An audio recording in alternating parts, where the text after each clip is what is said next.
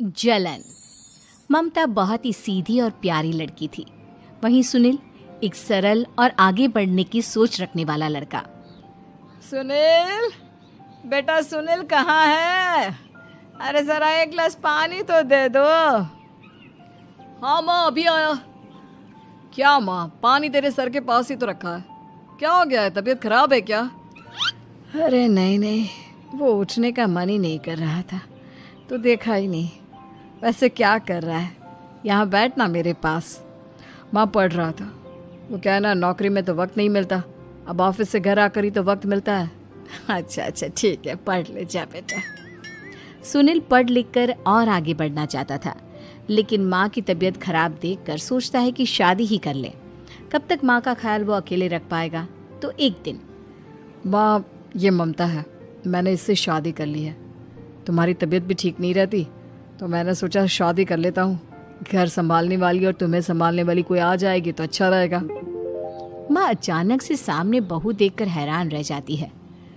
बेटा ये क्या बात होती है? न बैंड, न बाजा, न दहेज, न शगुन, ऐसे कैसे बहू आ गई? माँ तू तो जानती है मैं नौकरी के साथ पढ़ाई कर रहा हूँ, तो कहाँ से इतना पैसा बचा पाता कि धूमधाम से शादी करता। वैसे भी माँ, लोग तो आकर खाकर निकल जाएंगे, इसलिए बस वैसे ही। माँ जी, मैं आपका ख्याल रखूंगी। वैसे भी ये आगे की पढ़ाई कर रहे हैं, अच्छा कुछ कर गए तो सबके दिन फिर से अच्छे आ जाएंगे। सास को ममता की बात ठीक तो लगती है, लेकिन मन में कहीं ना कहीं लगता है कि कहीं बहू बेटे को लेकर फुर्र ना हो जाए और फिर तो वो रह जाएगी अकेली। बेटा देख, मेरा जो कुछ भी है वो सुनील ही है, और सुनील का भी अब इस दुनिया में मैं ही हूँ और कोई नहीं। क्या सुनील? बिल्कुल माँ, लेकिन आज से ममता भी मेरे जीवन का अहम हिस्सा है, जैसे तू है। सास को बड़ा बुरा लगता है कि उसकी सल्तनत में कोई और हिस्सेदार कैसे हो सकता है। कैसे कोई और उसके 30 साल के बेटे की जिंदगी में अचानक से आकर बराबर का हिस्सेदार बन सकता है। देख बहू, मैं भले थोड़ा बीमार रहती हूँ, लेकिन इसका मतलब यह नहीं कि घर की चीजों में मेरा कंट्रोल खत्म हो गया है। मैं आज भी इस घर की रानी हूँ, समझी? बेटा सोचता है कि ये माँ को अचानक से क्या हो गया। कल तक जो माँ कहती थी कि जिंदगी का कोई भरोसा नहीं, वो अचानक से जंग के मैदान की झांसी की रानी कैसे बन गई? माँ क्या हो गया है? सब ठीक है ना? अचानक कैसी बात कर रही हो? ममता का आज पहला दिन है, स्वागत करो उसका। आसपास की आंटियों को बुलाओ, नई दुल्हन की मुंह दिखाए करवाओ। खैर, सास होने का फर्ज निभाती है और बाद में एक सहेली के साथ बाहर निकल जाती है। क्यों नहीं बताया नहीं कि बेटे का ब्याह कर रही हो? वैसे तो सारा दिन हम ही में घुसी रहती हो। अरे मुझे भी तो अभी पता चला, यूं अचानक सर पर लेकर आ गया। कहता है बहू है माँ तुम्हारी, अब इसको भी इतना ही मैं प्यार करता हूँ जितना तुझे करता हूँ। लो जी, ये क्या बात हो गई? क्यों इतना प्यार करता है? अरे माँ का प्यार तो ज्यादा होता है। अब उसको तो कोई दूसरा पति मिल सकता है, लेकिन तुम ही बताओ, क्या माँ की ममता किसी और की हो सकती है? ना जी ना, बेटे को समझाओ ये बात। अरे क्या समझाऊं, मुझे तो खुद ही समझ में नहीं आ रहा कि क्या हो रहा है। जो बेटा कल तक माँ माँ करता था, अचानक से बीवी बीवी का राग आलाप रहा है। देखा, उसकी बीवी ना सुंदर और जवान है। सुंदरता के आगे तो एक से एक नहीं टिके, तो तेरा बेटा किस खेत की मूली है? सास को भी समझ में आ जाता है कि बहू की सुंदरता के आगे माँ का प्यार किसी काम का नहीं। उधर बीवी, ए जी, अम्मा जी सहेलियों को छोड़ने गई थी, अभी तक आई नहीं, हम देख आए क्या? अरे रहने दो ना, आ जाएंगी। कहाँ जाएगी, उनकी आदत है, एक बार जाती है तो पूरी पंचायत खत्म करके ही आती है। अच्छा ही है, खाना वाना खा कर गई होगी। छोड़ो ना, घूमेगी तो खाना पचेगा नहीं तो ऐसे ही खाट पकड़ लेगी। बहू भी शांत हो जाती है। उधर सास सोचती है कि आज थोड़ा देर से ही घर जाती हूँ, जब बेटा परेशान होकर ढूंढेगा तब मजा आएगा। बीवी को खुद ही पता चल जाएगा कि माँ के आगे उसकी दाल नहीं गलेगी। लेकिन वहीं दूसरी ओर घर पर, ए जी, माँ जी अभी भी नहीं आई, हमको तो घबराहट हो रही है कि क्या करें, जाकर पता करें किसी के घर। अच्छा, कहाँ जाओगी ये भी बता दो। पहला दिन है तुम्हारा इस घर में और एक ही दिन में मोहल्ला छानोगी क्या? हाँ, तो आप भी तो नहीं जा रहे हैं ना, हमको फिक्र हो रही है। अरे यार, ये रोज का है अम्मा का, खाओ और सो जाओ। बस फिर क्या था। बेटा बहू खाना खाते हैं और कमरे में सोने चले जाते हैं। उधर जब सास को कोई देखने नहीं आता तो वो हार कर घर आ जाती है, जहाँ वो देखती है कि सारे घर की लाइट्स बंद है। सास को गुस्सा आता है।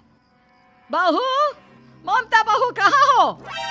लेकिन सारे दिन की थकी बहू को ऐसी नींद आती है जैसे किसी ने भांग की गोली खिला दी हो। वो तो नहीं उठती। उठकर आ जाता है बेटा। अरे क्या बात है अम्मा, काहे चिल्ला रही हो? अरे सो जाओ ना, सुबह की थकी है बहू, वो सो रही है। जोर से बोलोगी तो नींद खुल जाएगी उसकी। माँ को गुस्सा आ जाता है। फिलहाल तो सो जाती है, लेकिन मन ही मन ढेर सारा जहर बहू के लिए भरा होता है। सुबह बहू चाय बना रही होती है कि सास धीरे से गैस तेज कर देती है, जिससे चाय का बर्तन जल जाता है। और जैसे ही बहू चाय का बर्तन उठाती है उसका हाथ जल जाता है। मेरा हाथ जल गया। वो जोर जोर से चिल्लाकर इधर उधर भागती है कि सास थोड़ी देर में उसके हाथ में पानी डाल देती है। हाय रे बहू, क्या कर रही हो? पहली बार रसोई छुई हो क्या? सासू माँ गलती से गैस तेज रह गई थी और बर्तन जल गया, जिससे मेरा हाथ जल गया। हाय रे, कितना गंदा दाग। छी छी छी छी, मुझे तो उल्टी आ रही है तेरा गला हुआ मांस देखकर। तू ना मुझे अभी साथ से खाना मत लगाना। बहू भी खुद का हाथ देखती है तो उसे भी रोना आ जाता है। कुछ दिनों के बाद सास की सहेली आती है। बहू चाय बनाकर लाती है। उसके जाने के बाद सहेली कहती है, बहू की सुंदरता ऐसी है कि कोई भी दीवाना हो जाए। वैसे तेरे बेटे का क्या हाल है? अरे वैसा ही है, बहू के पीछे लट्टू। क्या करूं, कुछ समझ में नहीं आ रहा। मैंने तो बहू के चेहरे पर दिवाली के पटाखे की चक्री फेंक दी, उसका पूरा चेहरा जल गया। अब देखो ना रही सुंदरता, और ना ही अब मेरा बेटा उसे पूछता है।